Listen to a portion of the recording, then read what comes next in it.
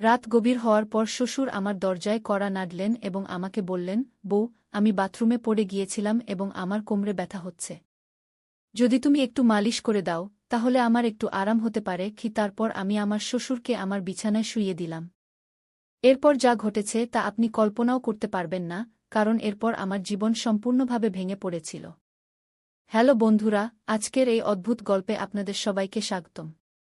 বিয়ের ৫ মাস পরেই আমার স্বামী হঠাৎ একটি দুর্ঘটনায় মারা যান। আমার বাবা অনেক কষ্টে আমার বিয়ে দিয়েছিলেন, কিন্তু ৫ মাসের মধ্যেই আমি আবার আমার মায়ের বাড়ির দরজায় ফিরে এলাম। আমার মায়ের বাড়িতে আমার মা ছিলেন না, তাই আমি খুব ভয় পেতাম যে যদি বাবা কিছু বলেন, তাহলে আমি কার কোলে মুখ লুকাব। সেখানে আমার সৎমা ছিলেন, তাই ভয় আরও বেশি ছিল। তারপর হঠাৎ একদিন আমার শ্বশুর আমাদের বাড়িতে এলেন এবং আমার বাবাকে বললেন যে তিনি আমাকে আবার তার বাড়িতে নিয়ে যেতে চান। আমার সৎমা সঙ্গে সঙ্গে হ্যাঁ বলে দিলেন, কিন্তু আমার বাবা বললেন, এখন আপনার ছেলে নেই, তাহলে আপনি আমার মেয়েকে কেন নিয়ে যেতে চান? এতে আমার সৎমা বাবার সঙ্গে তর্ক শুরু করে বললেন, এতে এত ভাবার কি আছে? তিনি বলছেন তাকে নিয়ে যেতে চান, তাহলে নিয়ে যেতে দিন। সে তাদের বাড়ির বউ। ছেলে মারা গেছে তো কি হয়েছে? সে তার শ্বশুর বাড়ি যেতে পারে গু। মায়ের এই ঝগড়ার পর বাবা কিছু না জিজ্ঞাসা করে বললেন, যদি আমার মেয়ে সেখানে সুখে থাকে, তাহলে একজন বাবা হিসেবে আমি খুশি হব। আপনি তাকে নিয়ে যান। তারপর আমার শ্বশুর আমাকে বললেন, চলো, কাপড় চোপড় নিয়ে আসো। আমি আমার সৎমার সব অত্যাচার সহ্য করে আমার শ্বশুরের বাড়ি যাওয়ার সিদ্ধান্ত নিলাম। সেখানে পৌঁছে আমি আমার রুমে কাপড় বদলাচ্ছিলাম, তখনই আমার শ্বশুর এলেন এবং বললেন, বউ, ১ কাপ চা বানিয়ে দাও। আমি দ্রুত রান্নাঘরে গিয়ে চা বানালাম। চা পান করতে করতে তিনি বললেন, তুমি কি জানো, এই বাড়িতে আমি একেবারে একা। আমার ছেলে ছিল একমাত্র সন্তান, আর তোমার শাশুড়িও মারা গেছেন। তাই আমি তোমাকে এখানে নিয়ে এসেছি, যাতে আমার মনে হয় আমি এখানে একা নই। গিয়ে আমি বললাম, বাবা, আপনি একেবারে চিন্তা করবেন না। আমি তো আপনার মেয়ের মতো। সবসময় আপনার সঙ্গে থাকব। তারপর আমার শ্বশুর বললেন, আমি জানি তুমি আমার সঙ্গে থাকবে, কারণ তোমার সৎমা তোমাকে মায়ের বাড়িতে কখনো শান্তিতে থাকতে দেবে না। এইভাবে কিছু দিন কেটে গেল। ৬ মাস পর এক রাতে আমি আমার রুমে ঘুমাচ্ছিলাম, তখন দরজায় কড়া নাড়া শুনলাম। আমি বুঝে গেলাম যে এটা আমার শ্বশুরই হবেন, কারণ এই বাড়িতে আমার এবং বাবা ছাড়া আর কেউ নেই। আর রাতের অর্ধেক সময় কে দরজায় কড়া নাড়বে? আমি ভাবলাম হয়তো বাবার কিছু দরকার আছে, তাই দরজা খুলে দিলাম। দরজা খুলতেই আমার শ্বশুর আমাকে ধরে ফেললেন এবং বললেন, বউ, আমি বাথরুমে পড়ে গিয়েছিলাম। আমার খুব ব্যথা হচ্ছে। যদি তুমি একটু মালিশ করে দাও, তাহলে আমার একটু আরাম হতে পারে। তারপর আমি আমার বাবাকে আমার বিছানায় শুইয়ে দিলাম। কিন্তু আমি তার রুম থেকে তেল আনতে ভুলে গেলাম।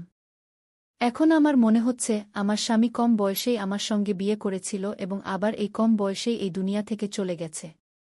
এইসব ভাবতে ভাবতে আমি আমার শ্বশুরের মালিশ করছিলাম এবং দেখছিলাম যে তিনি আমাকে অদ্ভুতভাবে তাকিয়ে আছেন, যা আমাকে আরও ভয় পাইয়ে দিচ্ছিল। তখন আমি বললাম, শ্বশুরজি, কি হয়েছে? আপনার কোনো জায়গায় বেশি আঘাত লেগেছে? ডাক্তার ডাকব? এতে শ্বশুরজি বললেন, না বউ, তুমি শুধু মালিশ করে দাও। এতেই আমার আরাম হচ্ছে। তার অদ্ভুত কথা শুনে আমি আরও অস্বস্তি বোধ করতে লাগলাম। তারপর আমি বললাম, শ্বশুরজি, আপনি এখানেই শুয়ে থাকুন। কোমরে ব্যথা নিয়ে আপনি আপনার রুমে কিভাবে যাবেন? আমি আপনার রুমে গিয়ে ঘুমিয়ে যাই। আমার কথা শুনে আমার শ্বশুর বললেন, বউ, এই অবস্থায় তুমি আমাকে একা ফেলে চলে যাবে? যদি রাতে আমার বাথরুমে যেতে হয়, তাহলে আমি একা কিভাবে যাব? এ থেকে ভালো যে তুমি এখানেই ঘুমিয়ে পড়ো। কিছু সময় পর আমার শ্বশুর উঠে আমার কাছে এলেন এবং বললেন, বউ, আমি তোমাকে কিছু বলতে চাই। যদি তুমি আমার কথা মানো, তাহলেই আমি বলব। তার এই কথা শুনে আমার মন অস্থির হয়ে গেল। আমি চিন্তিত হয়ে বললাম, শ্বশুরজি, আপনি কি বলতে চান? আমার শ্বশুর একটু হেসে বললেন, আজকের রাত আমি তোমার সঙ্গে কাটাতে চাই, কারণ একা একা এখন ভালো লাগে না।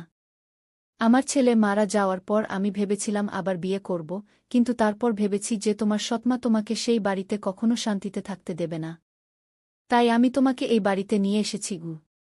তার এই কথা শুনে আমি খুব অস্বস্তি বোধ করলাম, কিন্তু তার কথা প্রতিবাদ করার সাহস পেলাম না। আমি আমার রুমের সোফায় শুয়ে পড়লাম। আমার ঘুম আসছিল না। আমি খুব ভয় পেয়েছিলাম। শ্বশুর বললেন, বউ, মনে হচ্ছে আমি তোমার সাথে কিছু ভুল করিনি। আমি চাই তুমি আমার সাথে বিয়ে করো, যাতে কেউ কিছু বলতে না পারে। তখন আমি হতভম্ব হয়ে বললাম, শ্বশুরজি, আপনি কি বলছেন? আপনি আমার শ্বশুর, আর শ্বশুরের সাথে কিভাবে বিয়ে হতে পারে? আমার শ্বশুর বললেন, দেখো বউ, আমি মানি যে একসময় আমি তোমার শ্বশুর ছিলাম। কিন্তু তোমার স্বামীর মৃত্যুর এখন 6 মাস হয়ে গেছে। এখন আমাদের মধ্যে এমন কোনো সম্পর্ক নেই। আমি একা, তুমিও একা। আমরা একে অপরের সঙ্গ দিতে পারি। তার এই কথা শুনে আমার মন বিচলিত হয়ে গেল। আমি কিছু বলতে পারলাম না। একদিকে ছিল সৎমায়ের অত্যাচার, অন্যদিকে শ্বশুরের অদ্ভুত আচরণ।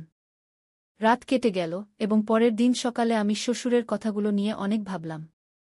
আমার অবস্থা বিশ্লেষণ করলাম।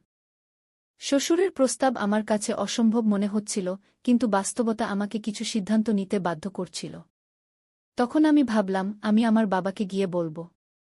কিন্তু এই সব কথা নিজের বাবার সাথে বলার সাহস আমার হলো না, কারণ আমি জানতাম বাবার সাথে কথা বলার পর আমার জীবনে নতুন সমস্যা আসতে পারে। তাই আমি তার কাছে যাইনি। এমনই একদিন সন্ধ্যায় আমার শ্বশুর আবার কথা বলার সুযোগ পেলেন। তিনি বললেন, বউ, আমি তোমার সাথে কিছু ভুল চাইনি। শুধু চাই তুমি আমার জীবনে সুখ আনো। আমি একা থাকতে পারি না। তোমার সাথেই আমার জীবন পূর্ণ হয়। শ্বশুরজির থেকে আবার এই সব কথা শুনে আমি ভিতরে কেঁপে উঠলাম এবং কিছু বলতে পারলাম না। কিছুক্ষণ পর শ্বশুরজি নিজেই বাইরে চলে গেলেন। এমনই করে শ্বশুরবাড়িতে আরও কয়েক মাস কাটানোর পর আমার শ্বশুর এবং আমার মধ্যে একটি অদ্ভুত সম্পর্ক তৈরি হতে লাগল। স্বামীর মৃত্যুর পর আমি ভেবেছিলাম এখন আমি এই দুনিয়ায় একেবারে একা। কিন্তু আমার শ্বশুর আমার প্রতি যে প্রকাশ করেছিলেন তা আমার জীবনকে একটি নতুন দিকে ঘুরিয়ে দিয়েছিল। তার কথাগুলো আমাকে গভীরভাবে নাড়া দিয়েছিল। যখনই আমি ঘুমাতে যেতাম তার কথাগুলো আমাকে অস্থির করত। তিনি বলতেন, আমার সাথে থাকলে তিনি তার একাকিত্ব অনুভব করেন না এবং তিনি চান আমরা দুজনে একটি নতুন জীবন শুরু করি। সেই রাতের কথোপকথনের পর আমি নিজেকে অনেক দ্বিধায় পড়ে পেলাম। মনে অনেক প্রশ্ন উঠছিল, এটা কি ঠিক? এটা কি সমাজের নিয়মের বিরুদ্ধে যাবে না? কিন্তু কোথাও না কোথাও আমার মনে এই কথাও ছিল যে হয়তো আমার শ্বশুর সত্যিই একাকিত্বের সাথে লড়াই করছেন। অনেক ভেবেচিন্তে আমি তার সাথে কথা বলার সিদ্ধান্ত নিলাম। এক রাতে যখন বাড়ির আশেপাশের সবাই ঘুমিয়ে পড়েছিল, আমি শ্বশুরের ঘরের দরজায় টোকা দিলাম। তিনি দরজা খুলে আমাকে দেখে একটু আশ্চর্য হলেন। আমি ভিতরে গিয়ে বললাম, শ্বশুরজি, আমি আপনার সাথে কিছু গুরুত্বপূর্ণ কথা বলতে চাই। তিনি আমাকে বসতে ইশারা করলেন এবং গম্ভীরভাবে বললেন, কি হয়েছে বউ? তুমি এত রাতে কেন এসেছ? আমি একটু সাহস জোগাড় করে বললাম, শ্বশুরজি, আমি আপনার প্রস্তাব নিয়ে অনেক ভেবেছি। আমি বুঝতে পারছি আপনি একাকিত্বের সাথে লড়াই করছেন এবং একজন সঙ্গীর প্রয়োজন অনুভব করছেন। কিন্তু এই সম্পর্কের জন্য একটি শর্ত আছে, আমাদের মধ্যে সবসময় সম্মান এবং ভালোবাসার সম্পর্ক থাকবে। আপনি আমাকে মেয়ের মতো সম্মান দেবেন, আর আমি আপনাকে বাবার মতো সম্মান দেব। তিনি আমার কথা মন দিয়ে শুনলেন এবং কিছুক্ষণ পর বললেন, আমি তোমার শর্ত মেনে নিচ্ছি। তোমার সম্মান সবসময় বজায় রাখব। তার এই কথা শুনে আমার হৃদয়ের বোঝা একটু হালকা হয়ে গেল। আমি তাকে আমার সম্মতি দিলাম। তারপর কয়েকদিন পর আমরা একটি ছোট অনুষ্ঠানে বিয়ে করলাম। এই বিয়ে সমাজের চোখে অস্বাভাবিক ছিল, কিন্তু আমরা আমাদের অবস্থা মেনে নিয়েছিলাম। বিয়ের পরের দিনগুলো আমার জন্য খুব চ্যালেঞ্জিং ছিল। গ্রামে মানুষ কথা বলতে শুরু করল। আত্মীয়স্বজন আমাদের থেকে দূরত্ব বজায় করতে শুরু করল। কিন্তু আমরা এই সবের পরোয়া না করে আমাদের জীবন এগিয়ে নেওয়ার সিদ্ধান্ত নিলাম। আমাদের সম্পর্কে ধীরে ধীরে ভালোবাসা এবং বোঝাপড়া বাড়তে লাগল। শ্বশুরবাড়িতে যেখানে আগে আমি নিজেকে অস্বস্তি বোধ করতাম, এখন সেই বাড়ি আমার নিজের মতো লাগতে শুরু করল। শ্বশুর আমার জন্য সব সম্ভব চেষ্টা করতেন যাতে আমি সুখে থাকি। তিনি আমার ছোটবড় সব প্রয়োজন মেটাতেন এবং সব ইচ্ছা পূরণ করতেন। তিনি প্রতিদিন আমার জন্য কিছু না কিছু বিশেষ করার চেষ্টা করতেন, কখনো আমার পছন্দের খাবার আনতেন, কখনো আমার জন্য নতুন শাড়ি কিনতেন। ধীরে ধীরে আমিও তার প্রতি এক ভিন্ন ধরনের সম্মান বোধ করতে শুরু করলাম। আমরা দুজনে মিলে একটি নতুন জীবন শুরু করলাম। শ্বশুর এখন আমার জীবনের একটি অবিচ্ছেদ্য অংশ হয়ে গেছেন। আমাদের মধ্যে সম্পর্ক এখন শুধু শ্বশুর বুয়ের নয়, বরং দুটি হৃদয়ের একটি শক্ত বন্ধনে পরিণত হয়েছে। তিনি আমাকে সবসময় সাহায্য করতেন, যখনই আমার তার প্রয়োজন হতো। তারা আমাকে আবার হাসতে শিখিয়েছিল, জীবনকে নতুন দৃষ্টিকোণ থেকে দেখতে শিখিয়েছিল। বিয়ের কয়েক মাস পর আমি অনুভব করলাম যে আমাদের মধ্যে এই নতুন সম্পর্ক আমাকে একটি নতুন দিক দিচ্ছে।